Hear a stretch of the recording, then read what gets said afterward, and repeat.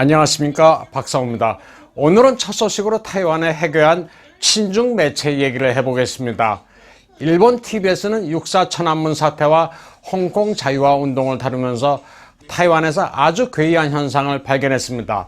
타이완의 음식점에 들어가 왔더니 점포마다 특정 TV 채널만 켜져 있다는 점이었습니다. 여기를 가도 저기를 가도 내년 국민당 총통 후보 중 하나인 가오슝시장 한국어인만 다루는 중텐 TV 채널만 튼 상태였습니다. 모든 음식점이 특정 TV 채널만 시청하고 있는 괴이한 현상에는 이유가 있었습니다. 유선 TV 회사가 중텐 TV를 시청하는 대가로 매달 600 타이완 달러를 지급했던 겁니다. 타이완의 주요 방송사 중 하나인 중텐은 타이완 정부를 비난하는 로고까지 자막으로 방송했습니다. 이 방송사는 타이완의 거대 미디어 그룹인 왕중 집단 산하로 중국 공산당이 지지하고 있는 국민당만을 지지하며 중국의 보조금을 받아왔습니다. 왕중 집단의 중텐 TV는 완전히 공산주의 방송입니다. 최근에는 일국 양제하의 홍콩인은 거리에 나가 경찰과 싸울 자유가 있느냐고 비난했습니다. 이게 일국 양제 성공 아니냐? 홍콩이 영국 식민지하에 있었을 때는 빈부격차가 심각했다고 엉뚱한 주장을 하기도 했습니다. 영국 지배하에서는 법치도 없었고 홍콩에는 정치 권력도 없었다는 중국의 주장을 그대로 대변했습니다. 또 이걸 모르면 정신병자라고 막말까지 했습니다.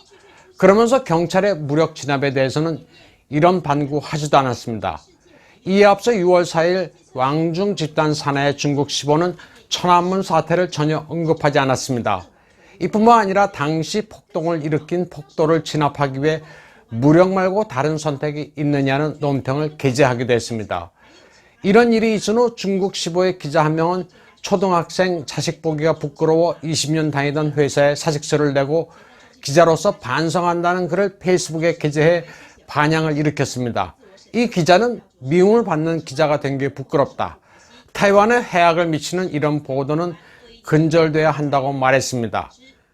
민진당은 왕중 집단의 이런 행태에 대해 논평을 냈습니다. 왕중 집단은 중국에 의존하고 있으며 그 산하의 매체들은 보도 행태가 한결같다는 겁니다. 왕중 집단은 타이완 대선이 있을 때마다 중국의 보조금이 급증했습니다. 중국이 타이완 언론에 침투해 돈으로 정치 영향력을 높이고 있다는 겁니다. 중텐 TV는 타이완 영공을 침범한 중국군의 폭격기가 멋있다고 할 정도로 아예 노골적인 친중 방송입니다. 또 타이완의 시라소니는 사나운데 반해 중국의 팬다는 귀엽고 평화를 상징하는 동물로 공격성이 없다는 엉뚱한 소리도 늘어놓은 바 있습니다. 오사카 G20를 앞두고 미국이 더욱 대중 공세를 강화하고 있습니다.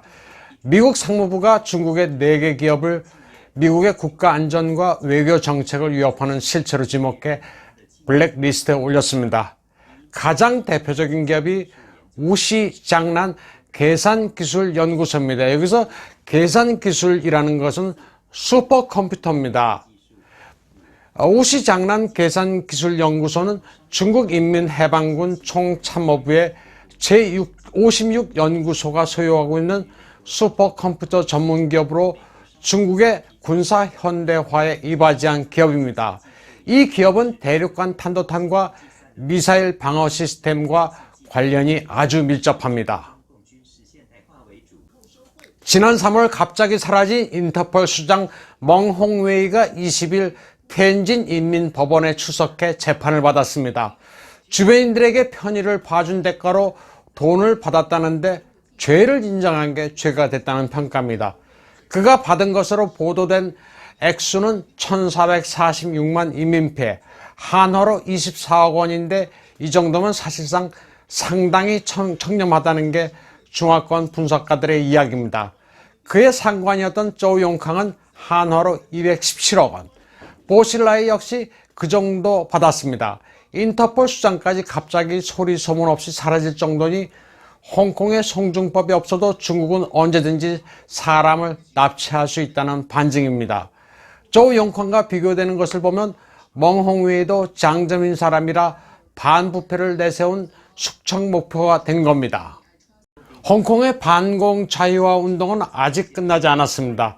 송중법을 아예 폐기하고 캐릴람이 물러날 때까지 계속한다는 계획입니다. 물러나지 않으면 오사카 G20에 몰려가 국제 여론에 호소한다고 합니다. 남의 일이 아닌 홍콩 문제도 더욱 관심을 가져주시기를 바라면서 오늘은 여기까지 하겠습니다. 감사합니다.